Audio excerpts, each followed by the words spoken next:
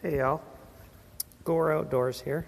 So you can see I've got one of these. I went ahead and made one of these emergency toilet paper in a can hot stove, and it seems to work pretty well. What I did is I actually put cotton balls in there, and that seems to work quite well too. I wanted to try that. My buddy Jay and I were knocking around the idea that we wanted to try to bring this into a tent at some point, but we didn't like the high flame, and as you can see, it's getting up to be about, a good foot or two off of there. I wanted to kind of create some sort of containment of the flame and also turn it into a stove that you can cook on. So this is kind of what we came up with. So as you can see, this is a 1 liter with the toilet paper or cotton balls, whichever you like, and then the 70% alcohol. And then here is a 4 gallon or 4 liter.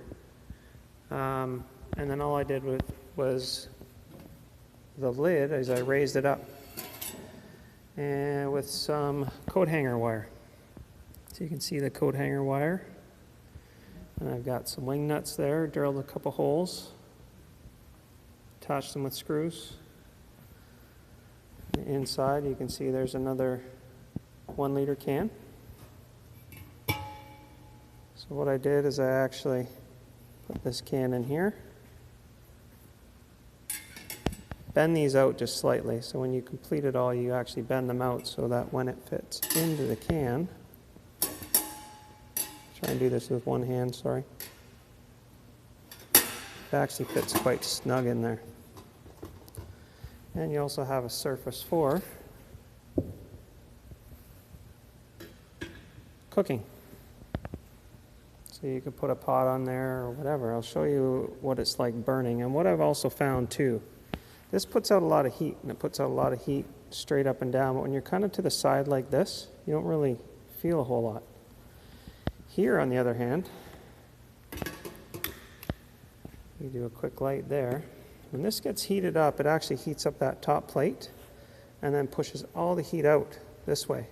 The heat actually collects and starts to circulate inside the pail, and you actually get a lot more heat coming out of here versus out of there. Also, it's contained, so when the flame comes up, you're not going to hit it on the side. It's not going to come out the side and maybe burn the side of your tent. What I am going to do, and I'll maybe show in a different video, is I'm actually going to cut a piece of metal sheeting, and it should slide right inside the groove. It's hard to see there, but right inside the groove of the pail. And you can put it like along the back, like that, if you want to put it close to the back wall of your tent or whatever, just to kind of give you a quick warm up in the wintertime. So I just kind of wanted to show you that. The tools are pretty easy. So here are the tools. I have my drill and a 532 bit because I used 832 screws with a washer and wing nut. And you can see under there, you can see the wing nuts and the washer. And then standard coat hanger, needle nose pliers, just to do the loops. And here's what the loop looks like after you kind of curve it. So you put a hook on it, and then you bend it just to kind of hold to make it like a stand, and you attach it underneath the lid. When this is all done, all you do is undo those wing nuts, you slide those things off, you put the lid back down, it all packs up together, and all you have are these.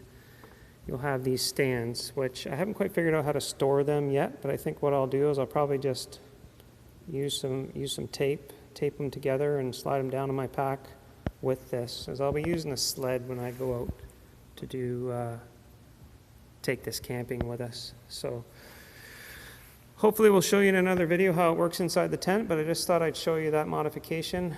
If you guys are interested, great. Let me know your thoughts, and I'll sign off for now. Cheers.